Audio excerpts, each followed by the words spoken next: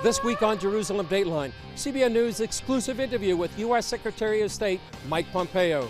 We stand for religious freedom every place American diplomacy is at work. And Pompeo's speech in Cairo. We learned that when America retreats, chaos often follows. When we neglect our friends, resentment builds. And when we partner with our enemies, they advance. Plus, Egypt dedicates the largest church in the Middle East. All this and more this week on Jerusalem Dateline.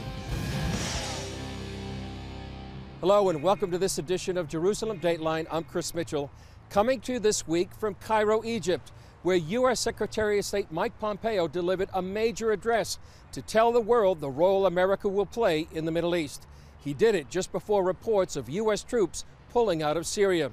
After his speech, Pompeo gave CBN News an exclusive interview to explain why America is back and that it's a force for good in the Middle East. We interviewed Pompeo at a newly dedicated church built by Egypt for Coptic Christians. You just had a major speech about the Middle East, and 10 years ago another major speech was given here in Cairo. Would it be fair to say that your speech was America is back and it's a force for good? Absolutely. I want people throughout the Middle East and the world to know that America's involvement in the Middle East is absolutely a force for good. We come here with no intention to oppress or to dominate, but rather to free, to create opportunities for every individual throughout the Middle East to live their life and to have the freedoms that we are all so blessed to have in the United States. Pompeo's speech came 10 years after then-President Obama delivered his blueprint for the Middle East in Cairo. He told you that the United States and the Muslim world needed, quote, a new beginning, end of quote. The results of these misjudgments have been dire. The Secretary of State said that President Obama's timid, hesitant, and apologetic policy allowed ISIS, Iran, and other terrorists to thrive. We learned that when America retreats, chaos often follows. When we neglect our friends, resentment builds. And when we partner with our enemies, they advance. Pompeo said that all changed as the Trump administration pushed to decimate ISIS, confront Iran, and stand up to Syria's President Assad. The good news is this: the age of self-inflicted American shame is over, and so are the policies that produce so much needless suffering. Now comes the real new beginning. Part of that new beginning is forging a global alliance against Iran. One of your themes of the trip is about Iran and the danger to the Middle East. Do you see nations aligning up with the United States against the influence of Iran? So our team has done good work. We built an enormous coalition that ranges from Asia to North Africa, certainly to the Middle East, countries from all across the world, understanding that the threat from the Islamic Republic of Iran is real and continuing and ought not to be tolerated. Another issue is in Syria, as Turkey's President Erdogan is threatening U.S. allies. A few hours ago, you met with leaders in Erbil about the Kurds, and yet there's dangerous talk coming out of Turkey. What's your message to Erdogan if he goes ahead and invades the Kurds? Well, our message is straightforward. The work that the Kurdish forces did with us alongside in Syria has been important. It took down a caliphate, 99% of the real estate that was held by ISIS. We remember people sitting in cages being burned. It seems like a long time ago, but frankly, it's the good work that the United States did with a big coalition.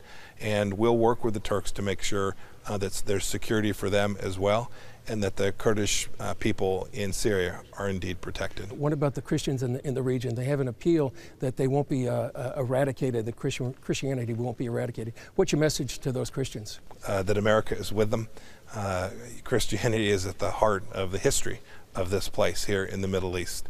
All you got to do is grab a Bible and read the places and the names. Christians have been central to the Middle East. We want to make sure that they continue to have opportunities and freedom, and for Christian churches to grow alongside churches of other faiths as well. Our message is simple, is that we stand for religious freedom every place American diplomacy is at work. Here's more of our exclusive interview with U.S. Secretary of State Mike Pompeo. Mr. Secretary, thanks for joining us on CBN News. Very much so. It's great to be with you. You just had a tour of this cathedral. It was given as a gift by President el-Sisi to the church. Why is this so important? This is a very special place, just recently opened. We're sitting in the heart of Cairo, the heart of Egypt, and we have this cathedral demonstrating that every place in the world can have religious freedom, opportunity for individuals to worship in the way they see fit, and here a chance to praise the Lord, in Cairo, it's a pretty special place. It's an enormous, wonderful, beautiful cathedral. Why is religious freedom so important to the Trump administration? Because it's at the heart of all the freedoms that every individual should have. Right? Every human being has the dignity that comes with their life, and religious freedom is a central element of that. For individuals to be able to worship in the way they want, or if they choose not to worship, so be it. To have that in this place too is so special. A place which isn't everywhere here in the Middle East. For President Sisi to have done this is really special, and I think important to Cairo, to Egypt, and to the world. You mentioned him in your speech as well. Do you see him as a model of a leader here in the Middle East? He has really taken to heart the ideal of religious freedom, and he's done so with great power and great courage, and he is to be lauded for that. And one final domestic question. BDS, there's an act proposed right now in the Senate. It's not being passed because Democrats are refusing to vote for it. It was by Senator Rubio. What's your position on that? You know, the good news is I don't do politics anymore, U.S. domestic politics, but I'll say this. Israel, too, ought to have the respect and dignity that comes with that great democracy here in the Middle East as well. Mr. Secretary, thank you very much. Great. Thank you very much, sir. Okay. You have a good day. You too. Thank you. Up next, National Security Advisor John Bolton blasted by Turkey, welcomed in Israel.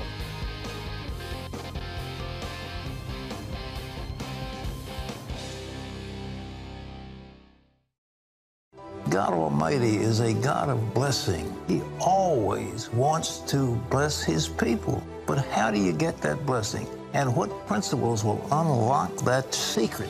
In Miraculous Blessings, Pat Robertson shows you how to open the floodgates of God's awesome blessings in your life. In order to have a blessing, you've got to be blessable. Discover what the Bible has to say about God's covenant of blessing, the laws of blessing, and what are the hindrances to the blessings of God. The words of Jesus, they are as valid as the law of gravity, and if we follow those laws, we will be blessed. You'll see amazing true stories of everyday people whose lives were rescued and transformed by God's miraculous blessings. But even the doctors acknowledged that this had to be a miracle. Call 1-800-700-7000 or visit CBN.com to become a CBN partner and get miraculous blessings today. Hello, I'm Terry Newsom. Did you know there are more than 148 million orphans in the world today? 148 million. But it was 3 little girls that taught me about the plight of orphans.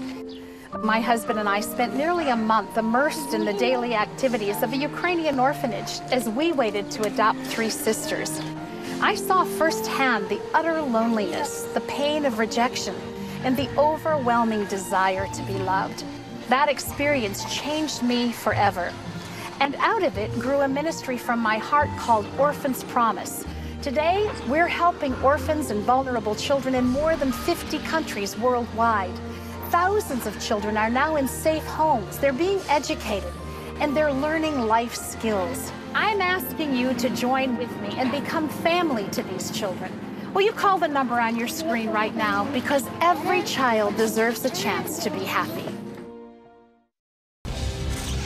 Just before Pompeo's visit to U.S. Arab allies in the region, National Security Advisor John Bolton met with 2 other U.S. allies, Turkey and Israel. But Turkey's president refused to meet him. And he had 2 hours of tough talks with Turkish officials over arrangements for the U.S. pullout of troops in Syria and any future involvement there. Turkey's President Recep Tayyip Erdogan publicly blasted U.S. National Security Advisor John Bolton in front of the parliament. It's not possible for us to accept, to swallow the message John Bolton gave from Israel. Bolton is visiting the region to assure allies that the U.S. is not abandoning them. While visiting Jerusalem, he said defending Israel and other allies who fought against ISIS was guaranteed. He wanted assurances from Turkey that they would not harm the Kurds.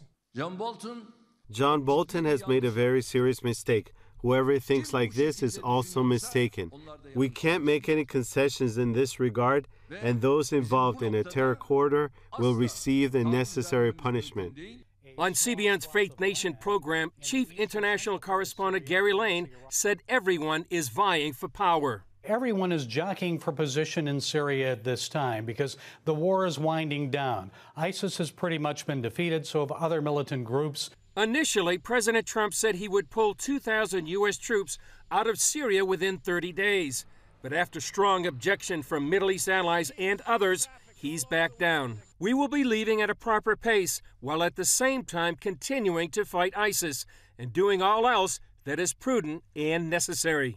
But Lane said there's a lot of concern over leaving Turkey in charge. The Kurds are wondering, are you a reliable ally, United States, if you withdraw these troops and the training that we've received, that buffer, that help that we've received over time in the last couple of years? Where are we going to be? And where are the Christians going to be?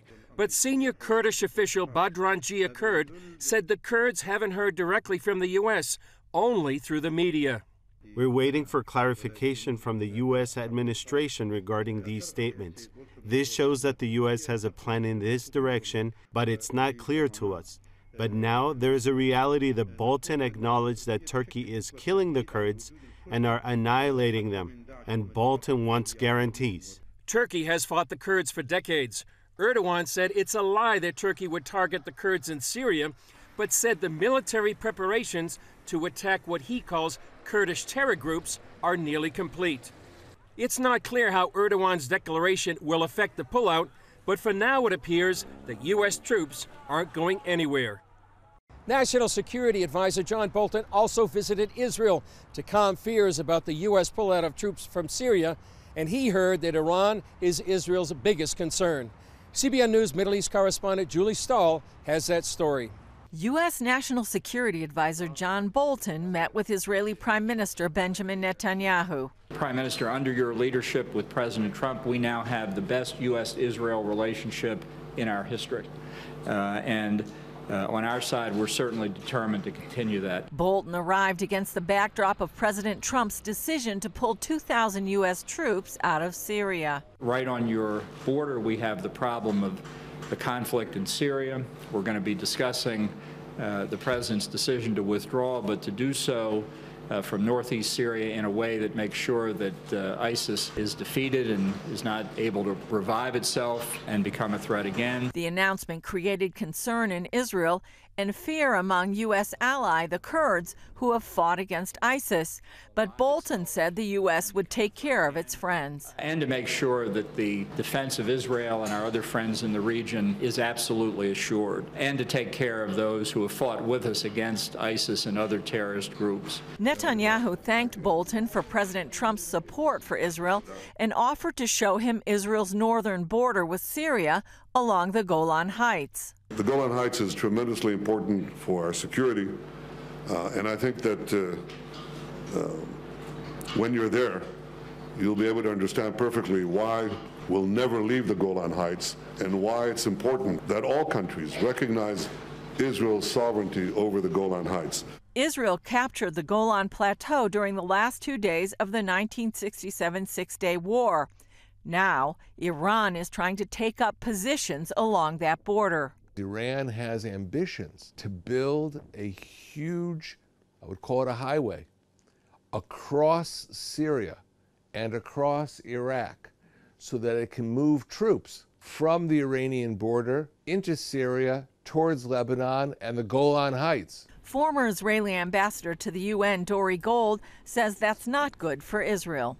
Israel is concerned that this pullout could open the corridor that the Iranians so desperately want to build. For now, the pullout seems to be on hold, but Israel and the region are waiting to see what President Trump's next move will be. Julie Stahl, CBN News, Jerusalem. Coming up, author Joel Rosenberg talks about Pompeo's message and what impact it will have on the Middle East. Parents, the Superbook Bible app is a great way to get your child reading the Bible because in today's busy world, we can use some help. The free Superbook Bible app has fun stuff your kids will love. They'll have a blast learning the Bible, playing great games, watching cool videos, discovering heroes in the Bible. They'll have fun while they learn God's Word. The Superbook Kids Bible app, available now. Life. It's meant to be lived fully. Jesus said it. I came to give you life. Life to the fullest. Life in your family. Life in your finances. Life in your body, mind, and spirit. Life in your everyday.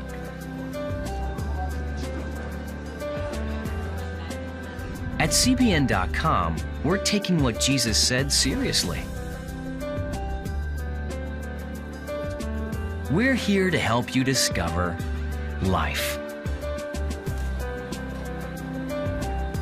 Life. Live it fully. CBN.com.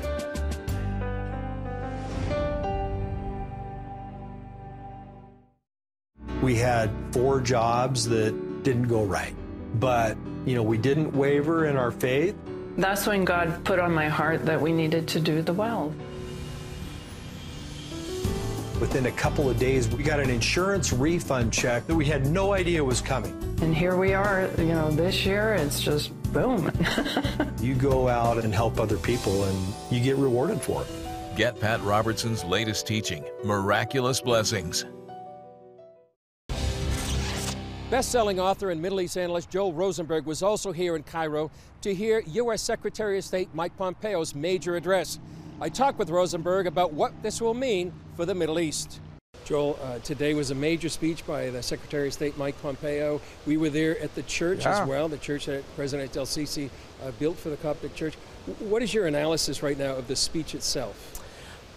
I couldn't have asked Secretary Pompeo to give a more powerful, encouraging statement that President Sisi and the government of Egypt is doing so much for religious freedom. It really is a message not just to Egypt, but to Muslims all over North Africa and the Middle East. I mean, from the beginning of his speech, he noted that he himself is an evangelical Christian and how special it is to be here in Egypt to honor, in many ways, the Islamic government of Egypt to build this church and give it as a gift to the Christians. And you and I were there at the dedication just a few days ago. Yeah. And that really, as you said that night, was really historic. And he was making a point that he actually visited there at the church. Absolutely. Look, you have President Trump tweeting out congratulations to President Sisi and the people of Egypt for building a more inclusive country. That was important language. And for the Secretary of State to come here just a few days after the dedication of the church, and to, it's one thing to say it in a speech, hey, that was good, this promotes religious freedom, but to actually take the time on a 9-country trip to go and actually visit the church and the mosque, I thought sent a very powerful statement that the Trump administration and Secretary Pompeo himself believes this is a big deal. It's a big deal. I'm not sure that all the media is treating it like a big deal, but it is a huge deal, and it's about the inclusiveness and peace and cooperation between Muslims and Christians that we have not seen in this part of the world nearly enough. Mm-hmm. One of the themes in the speech, and I know on the trip, is the fact that he's trying to align countries against what he calls this nefarious influence of Iran here in the Middle East. Right. And you see actually, two kind of axes lining up. Right. I mean, those for and against Iran. Right. Well, in this new novel that I'm writing that's coming out in March, The Persian Gamble, it's about the Iranians secretly trying to buy nuclear weapons, even while they're supposedly maintaining the Iran nuclear deal that President Obama completed with them. Look, you really have a situation where the region of the Middle East and North Africa is getting the threat of Iran far more than Europe does. This is interesting that we are having more trouble with our European allies than we are with our Arab Middle Eastern allies. The Arabs, they get it. Because they're close to it. They see the threat that Iran wants to build an Islamic empire. And they are hell-bent on acquiring nuclear weapons one way or the other. I thought Pompeo's speech was particularly good because he made challenging Iran the centerpiece. which is such a stark contrast from the previous administration, which thought that Iran was somehow some player that could, play well with other children in the sandbox. They can't, not under this current regime in Tehran. And what countries do you see building alliances here in the Middle East on one side and the other? Yeah, well, on the negative side, you've got Russia building an alliance with Iran, with Turkey. This is a serious problem. Turkey being particularly concerning because it is a NATO ally, and yet they are not acting like an ally. They're building an alliance with Russia and Iran. Not good. On the other side, what do you have? You have the United States building an alliance with Israel, with Egypt, Jordan, Saudi Arabia, the United Arab Emirates, and other Gulf states against the threat posed by Iran. These two sides are forming.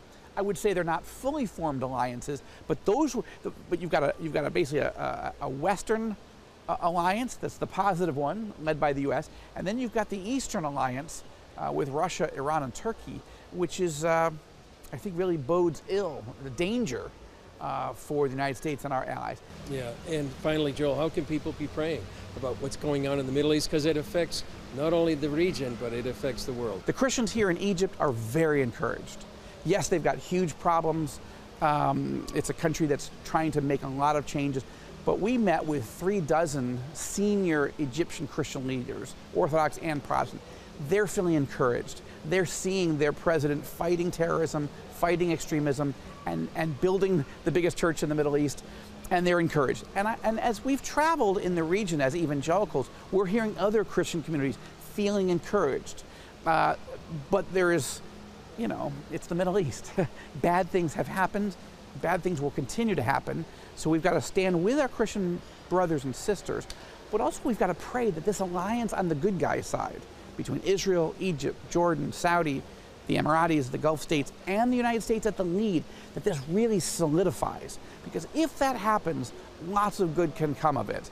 Well, Joe, we'll be praying, and thanks for your analysis, and also what you've been doing here in the Middle East as well to bring about some of this reconciliation.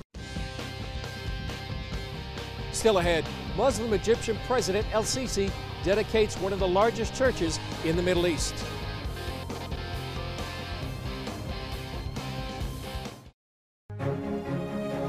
When you give, smiles grow bigger. When you care, homes are happier. When you comfort, the hurt goes away. When we all come together to love, miracles happen. Hello, I'm Terry Newsom. Did you know there are more than 148 million orphans in the world today? 148 million. But it was 3 little girls that taught me about the plight of orphans. My husband and I spent nearly a month immersed in the daily activities of a Ukrainian orphanage as we waited to adopt 3 sisters. I saw firsthand the utter loneliness, the pain of rejection, and the overwhelming desire to be loved. That experience changed me forever. And out of it grew a ministry from my heart called Orphan's Promise. Today, we're helping orphans and vulnerable children in more than 50 countries worldwide. Thousands of children are now in safe homes. They're being educated, and they're learning life skills. I'm asking you to join with me and become family to these children. Will you call the number on your screen right now? Because every child deserves a chance to be happy. Hello? Is this thing on? Hey, kids, do you love games? And do you love discovering things? Well, do ya? Then you're gonna love this. It's the new free Superbook Kids Bible app. You can play games, watch videos, find answers to your questions, and a whole lot more. The new Superbook Kids Bible app. Free downloads available on iTunes and Google Play now.